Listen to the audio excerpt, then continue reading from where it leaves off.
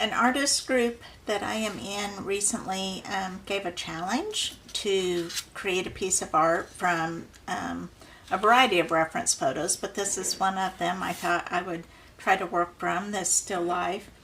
And this is not supposed to be something that's necessarily just like this, but more of a jumping off place to do something in our own style and medium.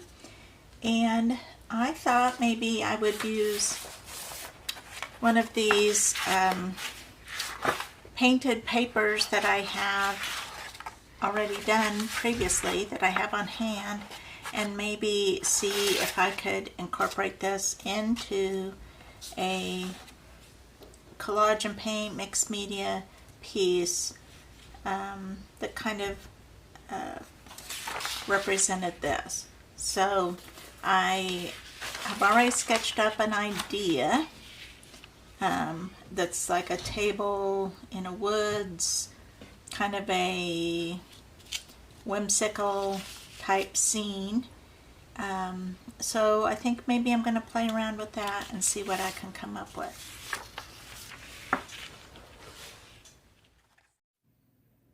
I already had some painted papers, and I chose this one to be the basis of the art I create on it. I really enjoy using these kind of papers instead of a blank page, and somehow it's more inspiring to me and I can work more intuitively on this kind of surface. I'm starting out by just kind of doing a rough sketch of what I want to do, and I'm going to kind of sketch out some trees in the background, since those are just coming from my imagination and not from the reference photo.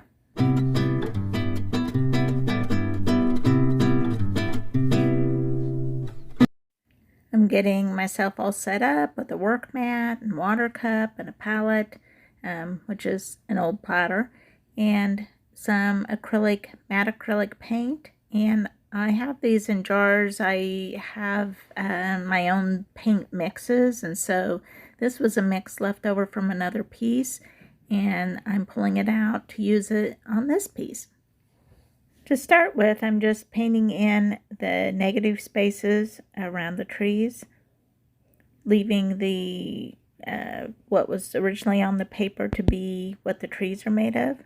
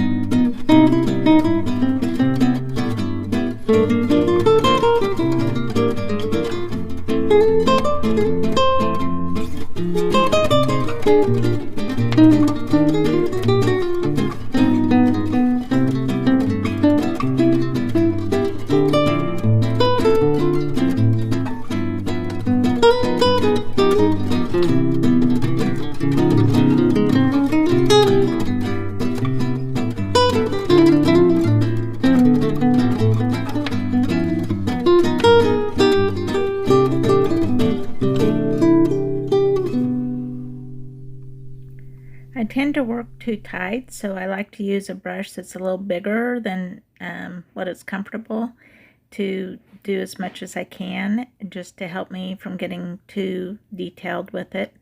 So after I've painted these negative spaces, you can see I have a row of trees, and then in the foreground I have the shape of the table. Now I switched to a smaller brush and going back in there and getting the spots I missed.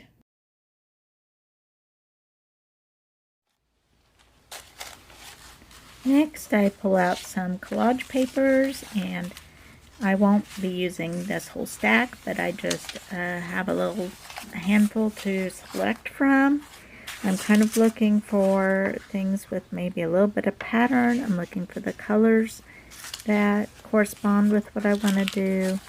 I like some of these painted papers, have a really nice texture on them.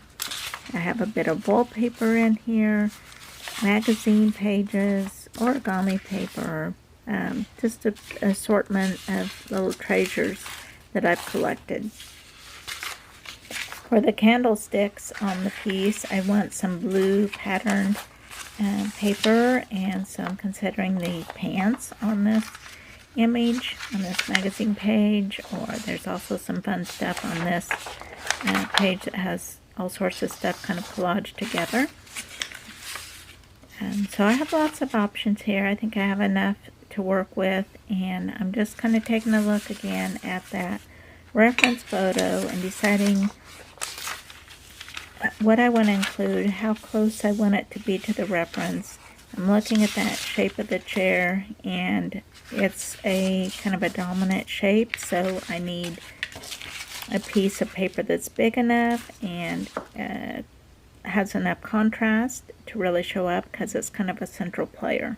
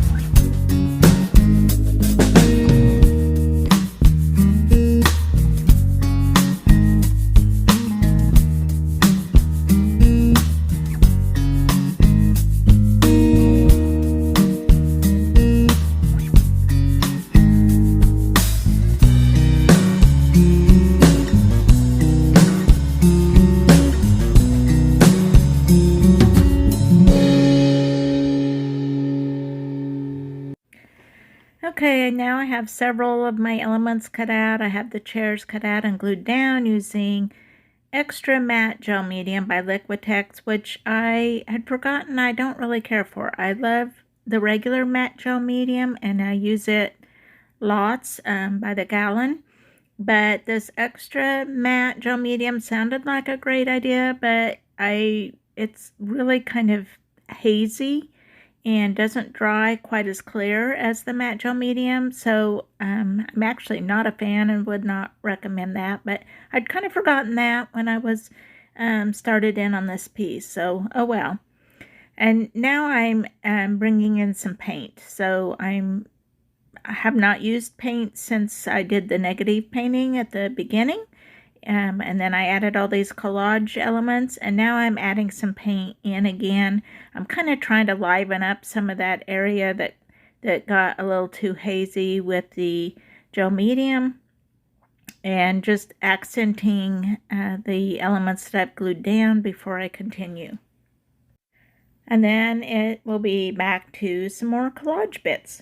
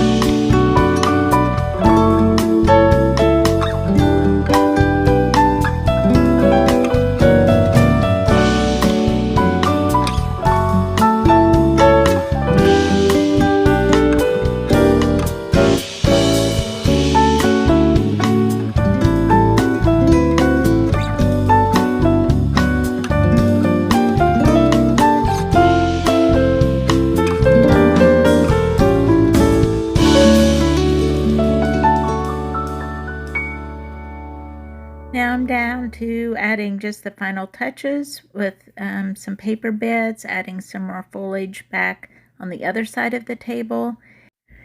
And I think that pretty well finishes up my paper collage bits. Now I'm ready to just kind of take a look at it and evaluate what still needs done. I don't like that haziness that still has remained even after it's dried, so I need to deal with that. I'm taking a new white Posca brush pen and adding some highlights, adding some doodles on here. Since this is not a realistic piece, I don't have to worry about, maintaining that realism. I can add highlights and outlining and whatever I wish to increase the amount of contrast and make things stand out a little bit more. Right now, everything just is a little too, blends together a little too much, so I'm wanting to go back in and add some highlights and shadows.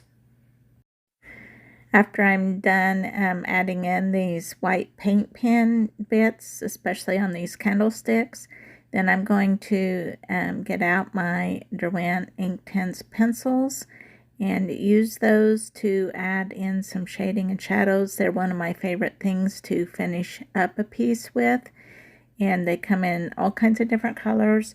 I have a couple favorites, and I'm kind of looking for those right now.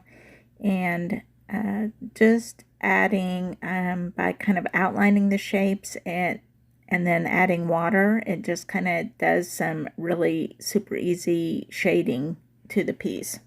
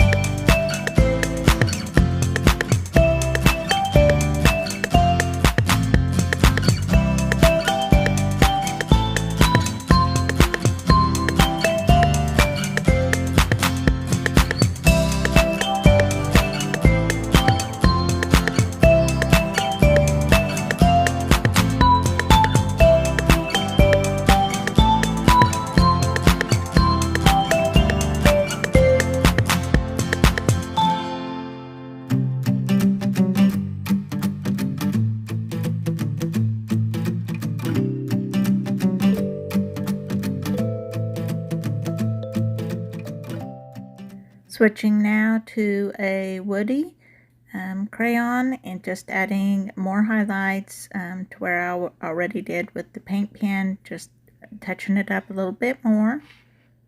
Now I'm just getting everything blended in with the paintbrush, activating that Derwent ink tints that I put down earlier.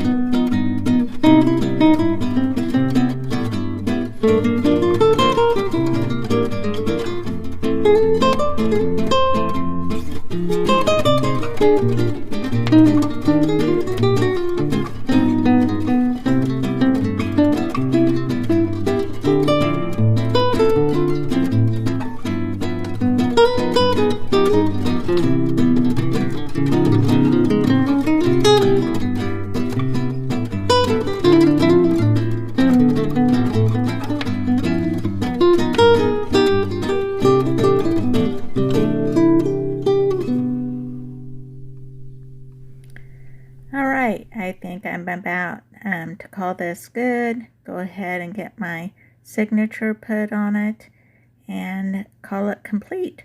So hope you enjoyed watching this, and I hope you enjoy the art. Thanks for watching.